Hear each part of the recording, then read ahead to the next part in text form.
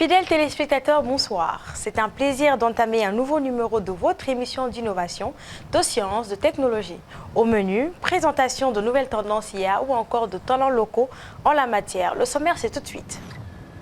Recevoir les informations administratives, civiques ou encore géographiques sur le Mali via l'intelligence artificielle, c'est désormais possible avec la plateforme Mali GPT.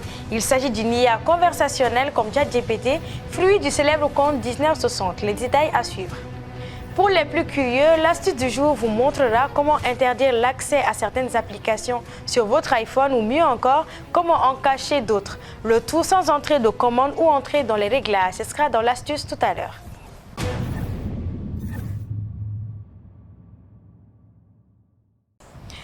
Le Mali Digital Award fait la promotion du numérique, de l'innovation, de la créativité ainsi que de l'excellence dans le domaine du numérique.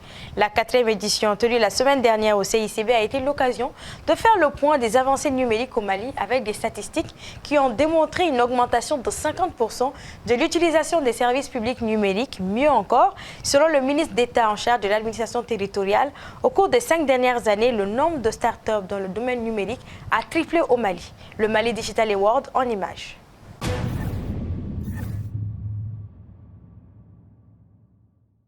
Le Mali Digital Awards est une rencontre annuelle autour du digital. Elle récompense les meilleures idées, applications, solutions ou encore plateformes digitales à travers des critères définis. L'événement est une aubaine pour les entrepreneurs dans le domaine du digital qui, pour la plupart, visent un changement profond dans l'accroissement de leurs entreprises et dans l'économie du pays. Comme on dit, on met au monde un bébé et on l'aide à pousser, on l'aide à grandir. Donc nous, il y a 4 ans, on s'est lancé dans cette aventure, on peut dire folle, de pouvoir amener le digital au cœur on va dire, du quotidien du Malien. Et parce que le monde entier tourne au digital aujourd'hui. Donc le Mali est un peu à la traîne même, on va dire. Donc nous, on a pris l'initiative de créer un salon qui va réunir les professionnels et également les amoureux du digital et les novices également pour qu'ils viennent en savoir un peu plus sur cette question cruciale qui est incontournable dans nos habitudes. C'est-à-dire que c'est quelque chose qui s'installe, quoi, qu'on le veuille ou pas, et donc autant se mettre à la sauce dès maintenant.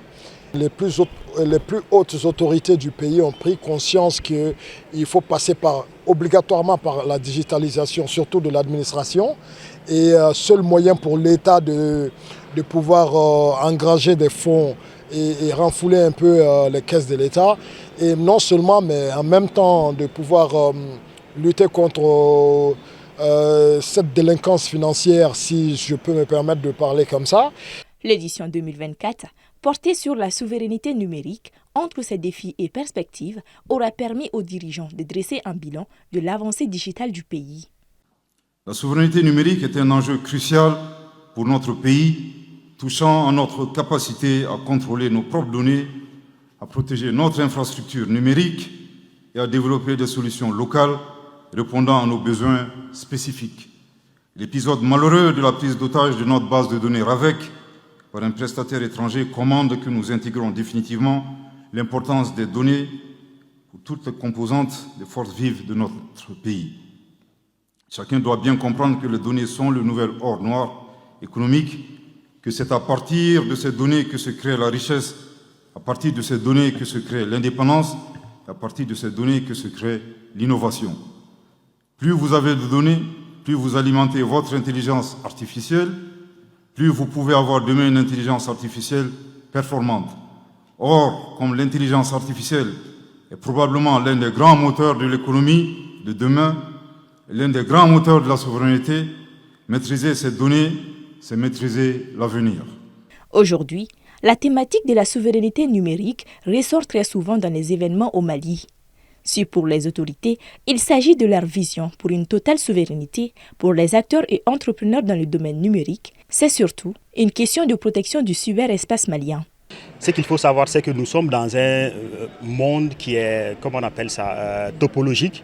Et dans cet espace-là, les distances sont connues. Par exemple, pour quitter Bamako, aller à Ségou, il faut un temps, il faut un véhicule et tout ça. Mais dans le cyberespace, ce déplacement se fait presque instantanément. Quand moi je clique sur un bouton aujourd'hui, ma requête va aux États-Unis, ça peut passer par la France, par les États-Unis, par n'importe quel pays. Et du coup, les données qui se trouvent au Mali sont aussi sur un territoire qui est un cyberespace. Donc cet espace-là, de la même manière que l'armée malienne protège le territoire malien, les entreprises dans le digital ou dans le numérique du Mali doivent protéger l'espace cybernétique du Mali.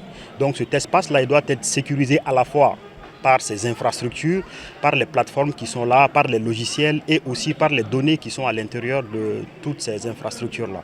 Le Mali Digital Awards est un événement incontournable dans le domaine du digital au Mali. Ça permet aux différents entrepreneurs et aux aspirants entrepreneurs de pouvoir réseauter énormément parce qu'on trouve la pointe de la technologie au Mali ici. La plupart des gens qui sont quand même dans ce domaine. Donc je pense que c'est une grande opportunité que les uns et les autres peuvent utiliser en termes d'opportunités. On parle de souveraineté au Mali, donc avoir une souveraineté numérique, le rang contextuel en tant que tel. Mais je pense que c'est un kick-off qui est donné en termes de souveraineté numérique. C'est les premières pierres, mais il y a beaucoup à faire. Je pense que voilà, on se servira de cet événement comme fer de lance et atteindre d'autres objectifs à travers ça, vers la souveraineté numérique. Depuis 2023, le taux de pénétration de l'Internet au Mali a atteint 35% contre 10% en 2018. Le nombre de startups dans le numérique a triplé au cours des 5 dernières années, atteignant plus de 150 startups en 2023, dont 60% sont des femmes. Quant aux investissements dans le secteur numérique, ceux-ci ont augmenté de 45% en 2023, totalisant plus de 200 millions de dollars. Actuellement, lorsque une personne est connectée, la personne utilise la connexion pour aller sur un site web ou sur une application. Et c'est l'ensemble de ces destinations qu'on appelle des services ou des plateformes. Donc normalement, idéalement, tous ces services et plateformes doivent être souveraines. La majorité doivent être nationales. C'est ce qui permet d'avoir un certain contrôle et surtout de bénéficier de la plus-value. La valeur est toujours générée au bout de la chaîne. Voilà. Si on remarque généralement, si on se contacte des données de connexion ou bien de connectivité, la valeur créée sera captée par les opérateurs qui font les services. Ces services doivent être faits majoritairement local. Il y en a 2 volets. La partie étatique, donc les services d'état civil, par exemple les paiements des impôts, tout peuvent être numérisés. Et aussi il y a la partie privée, les sites de e-commerce, des applications mobiles, des certifications de e-santé, tout. Tout ça, ça permet de mettre en place un écosystème. À l'issue de cette 4e édition, la plateforme de Learning Bent School a été classée meilleure solution éducation. La plateforme de télémédecine Kenya Kura a eu le prix de la meilleure plateforme e-santé. La meilleure solution digitale est décernée à SoSecuriGaz et la meilleure start-up digitale à la plateforme de vente et d'achat en ligne Sankadi.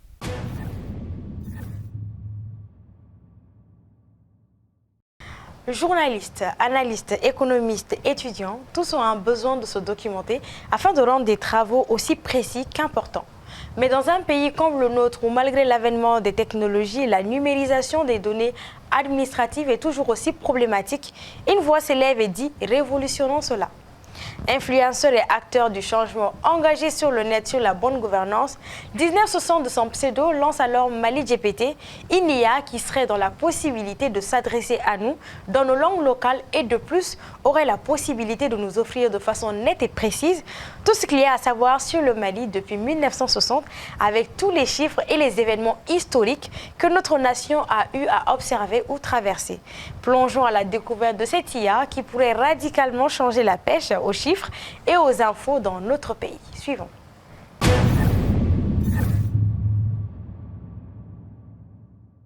Selon vous, comment apprécierez-vous le travail d'un journaliste sur l'économie nationale durant une période donnée? Ou encore l'intervention d'un économiste qui argumenterait avec des chiffres, voire un étudiant qui vous présente son exposé ou travail de mémoire de fin d'études? La réponse est simple, on aimerait tous que les rendus soient précis, exacts et compréhensibles. Malgré l'avancée de la technologie dans notre pays, la recherche d'informations est toujours aussi rude et demande toujours de les faire passer par 1001 vérifications avant de les utiliser. La découverte de l'intelligence artificielle ne change en rien la situation, car même les IA sont d'accord pour nous dire que leurs informations sur les données du pays ne sont pas à jour. Ça aurait pu continuer ainsi, sauf que le Mali d'aujourd'hui, c'est le Mali de l'innovation. Et qui dit innovation, dit solution pour pallier aux soucis.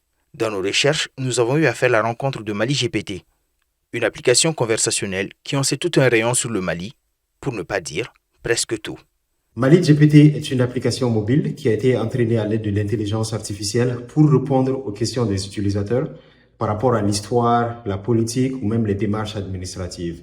L'application va avoir la fonctionnalité de répondre à ces questions en langue locale. Donc, un Peul pourra poser des questions sur la politique générale de Modibo Keïta et l'application va répondre à ces questions en Peul. Alors, pour le moment, nous n'avons que des modèles qui peuvent parler et comprendre le Bambara. Nous sommes présentement en train de travailler sur comment est-ce que nous allons intégrer les autres langues pour ajouter toutes les langues locales qui sont parlées au Mali. Je vais utiliser ce moment pour expliquer c'est quoi un modèle IA. Lorsqu'on veut entraîner un modèle qui parle le Peul, par exemple, on prend plusieurs messages audio, plusieurs phrases et mots en Peul avec leur traduction en français, par exemple. Nous allons mettre ce corpus-là dans une machine intelligente qui va trouver des similitudes, trouver des relations entre ces mots et ces phrases pour nous donner un modèle qui est capable de parler et de comprendre le Peul. C'est le même processus que nous avons fait pour la langue Bamanakan et c'est le même que nous allons faire pour les autres langues. De son initiateur 1960 sur les réseaux sociaux, M. Nabil Wologem, de son nom d'état civil, est un influenceur qui milite beaucoup sur ses pages pour la promotion de la bonne gouvernance au sein de notre pays. Malien de cœur et d'âme et de surcroît engagé dans la lutte contre la corruption, l'injustice et la malversation financière, M. Wologem lance Mali GPT dans l'optique de répondre à des problèmes précis qui touchent directement le Malien lambda. Mali GPT répond à 3 problèmes. Le premier problème est que l'accès à l'information sûre et fiable n'est pas facile dans le pays.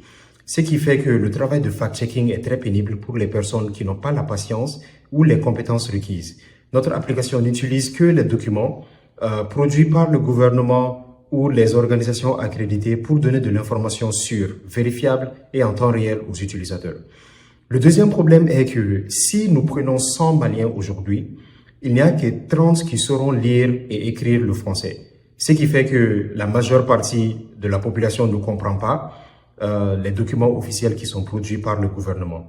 Notre application essaie vraiment de réduire le fossé qui existe entre les 30% et le reste des 70% en faisant que toute la population ait le même niveau d'information parce que sans l'information, nous ouvrons la porte aux injustices et nous ouvrons la porte aux abus. Le troisième problème que nous avons est que nos langues locales sont en train de mourir parce que les nouvelles générations ne les parlent pas et que nos langues ne sont pas écrites. Nous pensons vraiment que l'intelligence artificielle est la solution à ce problème parce que nous allons conserver notre connaissance et permettre aux futures générations d'en profiter. Mali GPT est pour l'heure en version bêta qui est accessible à un nombre limité de personnes. Cette version bêta de Mali GPT n'utilise qu'un modèle qui peut comprendre et répondre le Bamanankan. Mais l'ambition étant déjà assez grande, les développeurs travaillent sur d'autres modèles pouvant comprendre d'autres langues. Alors j'ai découvert l'outil Mali GPT sur les réseaux sociaux comme un peu tout le monde il y a peu et j'ai directement trouvé que c'était une excellente initiative parce que c'est un outil qui nous ressemble.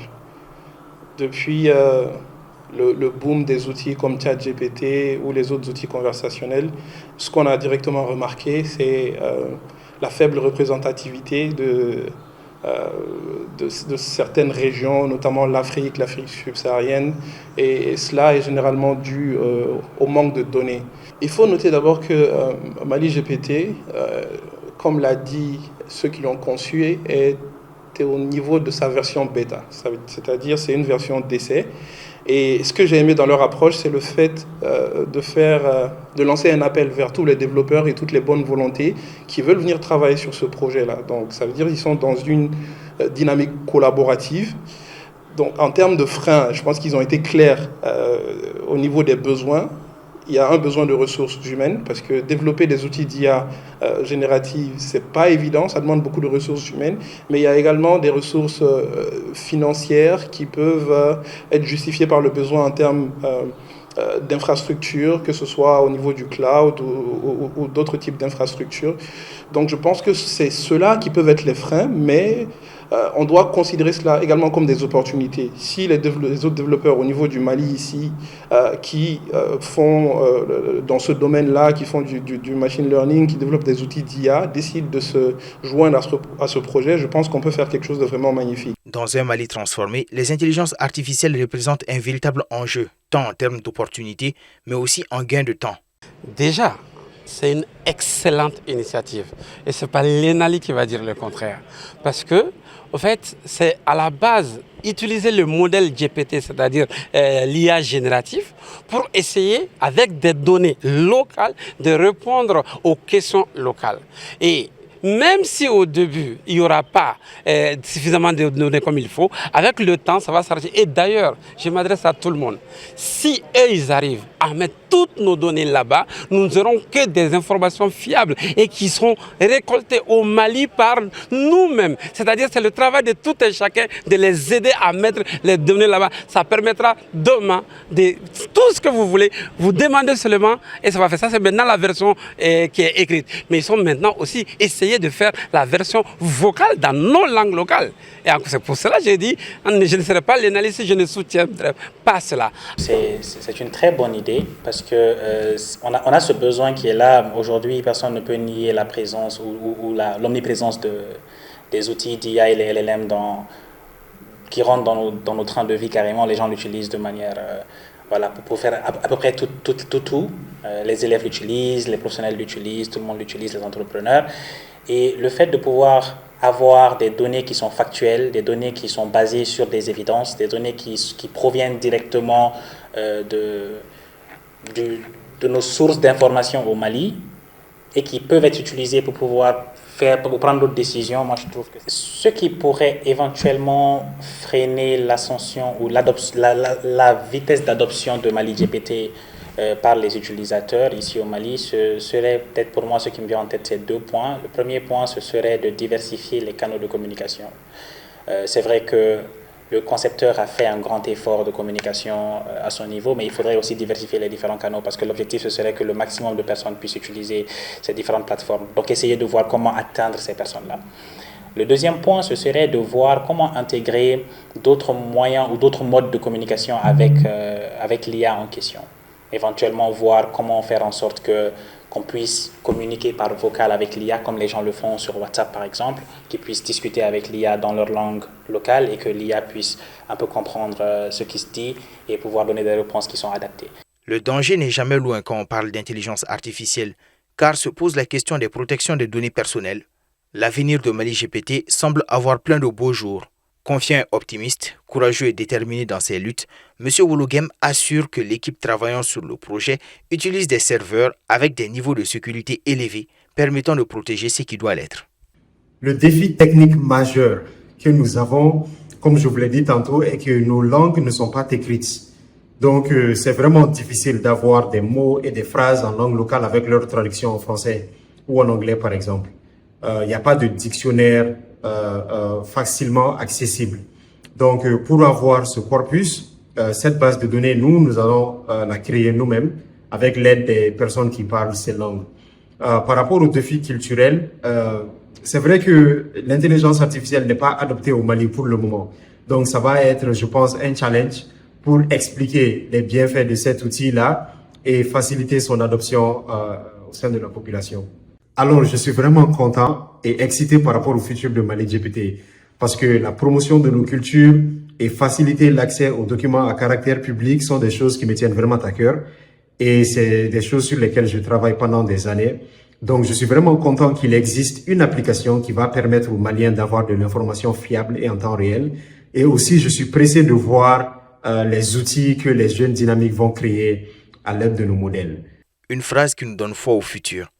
Le Mali ira de l'avant, quel que soit ce qui se passera sur sa route. C'est sur ce slogan que nous nous arrêtons pour ce reportage, tout en espérant que Mali GPT apporte l'impact qu'il suscite dans les esprits, l'amélioration souhaitée dans le pays. Bonne chance à M. Wologem et à son équipe, et n'oublions jamais que quoi qu'il se passera, Mali Bédjo.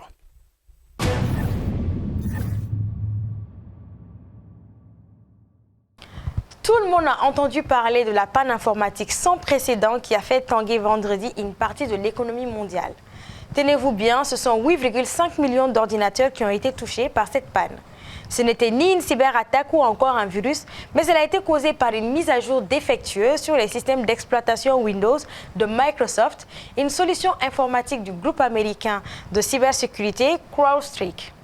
La panne a duré moins d'une journée, mais elle a engendré l'annulation de plus de 4% des vols dans le monde entier, des problèmes de paiement dans de nombreux magasins, des antennes de chaînes de télévision perturbées, la fermeture de plusieurs services d'urgence, le report d'opérations, des chômages techniques et la perturbation du marché financier. La panne a provoqué la baisse en bourse de 11,10% pour CrowdStrike et 0,74% pour Microsoft.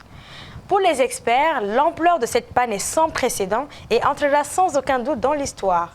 De son côté, le patron de Tesla, Elon Musk, a déclaré que la panne a provoqué un arrêt cardiaque dans la chaîne d'approvisionnement de l'industrie automobile. Pour corriger le problème, les utilisateurs d'appareils Windows devaient redémarrer leur système en mode sans échec ou supprimer manuellement le fichier contenant le code informatique défectueux selon les consignes de CrowdStrike. Au lendemain de la panne, les agents de cybersécurité gouvernementale et même le PDG de CrowdStrike préviennent les entreprises et la population d'une nouvelle opération d'hameçonnage imaginée par des malfaiteurs. Ceux-ci tenteraient de se faire passer pour des employés de l'entreprise ou d'autres entreprises technologiques offrant de venir les aider à rétablir leur système. Bien que Microsoft n'ait pas de responsabilité directe dans le bug, l'entreprise a mis au point cette semaine un outil automatique et accélérant le processus de suppression de la mise à jour contenant la brèche. Aujourd'hui, le plus gros problème créé par la panne informatique est désormais réglé. Par contre, tout le problème est toujours en cours de résolution. Par contre, il faut noter que la panne n'a pas affecté les utilisateurs des systèmes Mac et Linux.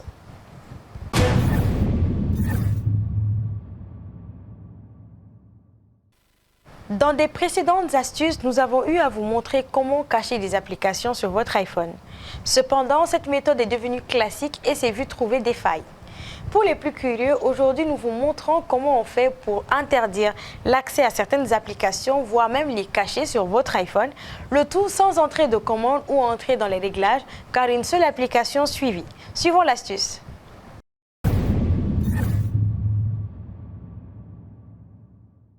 Salut les mordus de la tech. Vous savez, ce qui m'a inspiré pour faire cette trouvaille est que je reçois régulièrement des questions du type « Babi, comment je fais pour interdire l'accès de certaines applications, voire même les cacher sur mon iPhone, car mon copain, ma copine, mes enfants sont trop fouineurs ?» Eh bien, après recherche et test, j'ai compris que c'est exactement ce que propose l'excellente application Cap. Elle permet d'empêcher l'accès à certaines applications sur votre appareil, mais aussi des choses que je n'avais jamais encore vues. Elle permet de camoufler temporairement des apps sur son iPhone ou iPad. Quand ce camouflage est actif, il est impossible de trouver les applications cachées car elles n'apparaissent pas dans les moteurs de recherche ou la bibliothèque d'applications. Alors, ça peut servir pour rapidement cacher un groupe d'applications comme des réseaux sociaux, des applications financières ou encore sa bibliothèque photo. Et c'est top pour renforcer sa vie privée avant de prêter votre iPhone ou iPad aux enfants, à un partenaire ou à un ami. Ça fonctionne très simplement. Il suffit de sélectionner une ou plusieurs applications dans Cap et définir le type de restriction entre interdiction d'accès ou camouflage et de choisir la condition qui déclenche la protection. Et c'est bien pensé puisque vous pouvez activer et désactiver cette protection automatiquement quand vous arrivez sur un lieu ou que vous le quittez. Vous pouvez aussi programmer à une heure précise chaque jour de la semaine ou du week-end. À noter que vous pouvez aussi bien activer manuellement cette protection depuis un widget sur l'écran d'accueil ou verrouiller via un raccourci depuis l'Apple Watch. Il va de soi que l'accès à l'app Cap est aussi protégé avec un code d'accès ou la reconnaissance faciale. Cela va dépendre de votre choix, sinon les deux. L'application est gratuite et il est possible de débloquer l'intégralité des fonctionnalités avec un unique achat intégré. En conclusion, c'est une superbe application pour restreindre son temps d'écran, mais aussi protéger des apps contre des yeux un peu trop curieux. Je vous accorde un sursis pour que vous puissiez avoir l'esprit tranquille au cas où votre petite copine ou copain veut comme par hasard utiliser votre téléphone pour 5 minutes. Sinon, prenez soin de vous et à la prochaine.